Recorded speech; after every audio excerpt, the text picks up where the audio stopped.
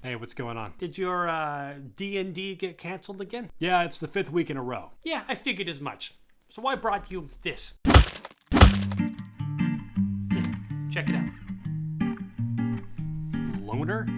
Is this some kind of joke? The book is aptly named, I cannot deny, but no. I bought it on Amazon for like $7 and I thought you might like it. Okay, what is it? Can you not read the cover? It's a solo RPG. It's like your D&Ds, but with no friends. It's not a very strong sell, but okay. How do I play it? Okay, so first thing you need is Loner 2nd edition. I have that already because you just handed it to me. Yeah, I know, but you also need a notebook, some index cards, you need a pencil.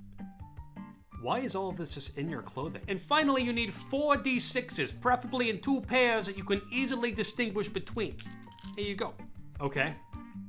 Now what? Well, now you have to accept the philosophical implications of the journey in which you are about to embark. What are you talking about? Well, you know in your D&D games you got your Dragon Master? Dungeon Master, but yeah. Well, whatever they are, they facilitate the emergent and collective narrative that you as a group create with your characters. Right.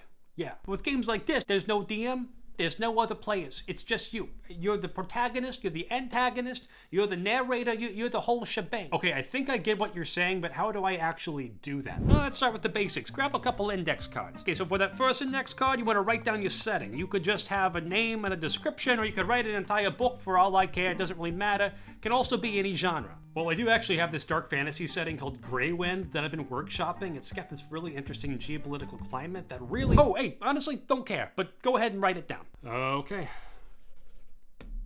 Done. Now it's time for your characters. You can turn to page 6 and use that list as a guide. Where it says make your protagonist? Yeah. Is it a bad sign that I already see spelling errors in this book? Now normally I'd say yes, but turns out this book was actually written in Italian, so it's probably just a translation error. But anyway, back to the protagonist creation. The character name and concept. I'm going to say Twizmat, the bubbly alchemist. Bubbly because he's charismatic, but also bubbly because of potions.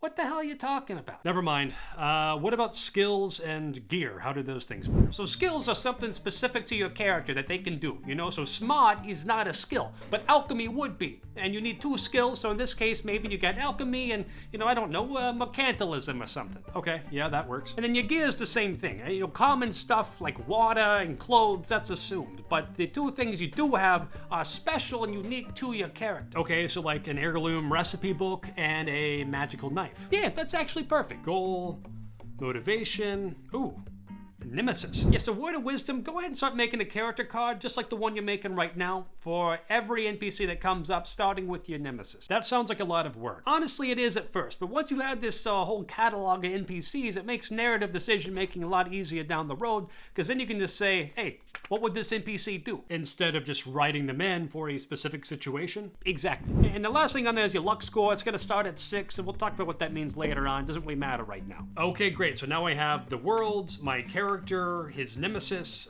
How do I actually play? Now you can start by throwing your guy. What's his name? Twizla? Twizmat. Yeah, that. Into some kind of situation. Okay, how about he's transporting a wagon of potions along a mountain road when he's stopped by a group of bandits. Okay, perfect. Now this is a core gameplay loop, okay? You paying attention? Yes. Okay, turn to page 14. Done. Okay, in any given situation that does not have a guaranteed outcome, one way or another, you can do what the book calls consulting the oracle. That sounds intense. Yeah, it can be, but you get your 2 sets of dice there. 2 are your chance dice and 2 are your risk dice. I assume the risk dice are bad. That's correct. Then I'll make those red. Okay, now this will not come as any kind of surprise, but if you're in some kind of situation that gives you some kind of advantage, you're gonna roll both your chance dice while only rolling 1 of your risk dice. Because my chances are better. And if you're at a disadvantage, I roll both risk dice and take the higher of the 2 because the situation is riskier. Hey, there it is. See, now I don't care what everyone says about you. I think you're a pretty smart guy. Thanks. Wait. Now you consult the oracle with a yes or no question. So in this case, you get your bandits who's robbing the Twizla guy. So what's he gonna try to do? Well, I think Twizmat would try to talk his way out. Okay, then you could ask the oracle, hey, does Twizla talk his way out of this hairy situation? And normally you'd roll 1 of each dice to determine what outcome you get from the oracle, but perhaps you could argue that because he has mercantilism as one of his skills, he would get advantage and could roll 2 of the chance dice. Okay, but couldn't I also argue that being outnumbered and outarmed by these bandits would also put me at a disadvantage? Yeah, sure, and that's the thing too, right? It's all up to you. In that case, you could just roll it flat, because if you have advantage from one thing and disadvantage from another, they should really just cancel out, and you just roll 1 for 1 anyway. Okay, here it goes. Can Twizmat talk his way out? That's a 5 on the risk die and a 3 on the chance die. Okay, now you can consult the table to find out what that means. Okay, and that looks complicated. It does at first, I admit, but it's really not that bad once you do it a couple times, all right? So let's start with the columns there, all right? Which one's higher, the risk die or the chance die? Okay, the risk die is higher. Okay, now between the two values, are they both below 4? Are they both above 3? Do they equal, or are they spread out? They are spread out. Okay, so looking at the table, so that's a no. There you go, it's a no, so that means no, he cannot talk his way out of this hairy situation, okay?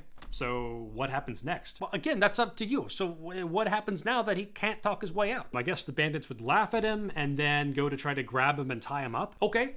So does Twizzler let that happen? Or, no, I think he would try to escape. Okay, so now you can consult the Oracle again. Okay, can Twizmat escape from the bandits? And I'm gonna say he's at disadvantage because he's so outnumbered. And that's going to be a 2 on the risk die and a 1 on the chance die. So that leads to a no and. Hey, what's up? It's the editing god. A quick note, on the subject of the Oracle table being confusing, I did get this wrong. If both dice roll under 4, it's a no but, not a no and. So just pretend that I said 2 numbers above 3.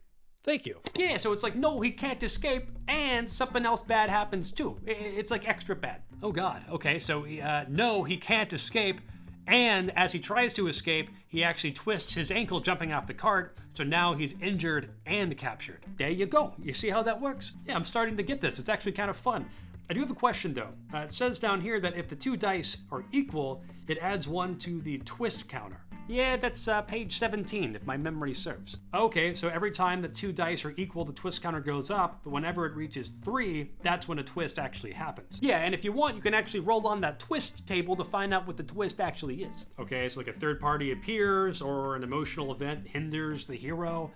How do I use these? I mean, really however you want, you know, they're twists, so you have fun with it. Yeah, that makes sense.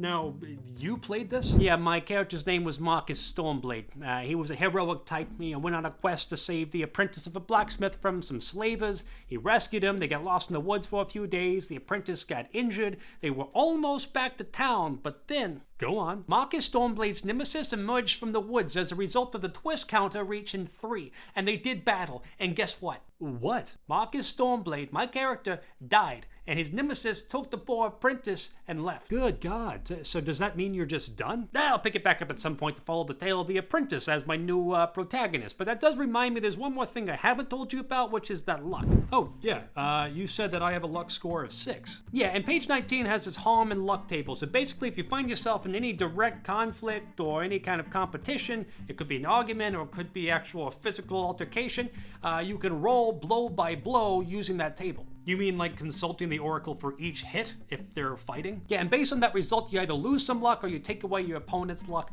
up to 3 points per round. And if you lose all of your luck, you lose. If your opponent loses all of their luck, you win. And if you lose, you die? It depends. You could die, or you could be captured. Or again, it doesn't have to be an actual physical fight. You could lose an argument, you could lose a foot race, or of course you could also win. And whatever the situation is, whether you win or lose, your luck resets back to 6 when it's all over. Okay, well that's actually not that bad. Yeah, and there's a lot more tables for generating NPCs and quest hooks and stuff like that in there. It goes in a lot more detail than I did. Okay, great. Well, I guess I'm going to continue the story of Twizmat now. Yeah, you do that, you freaking nerd.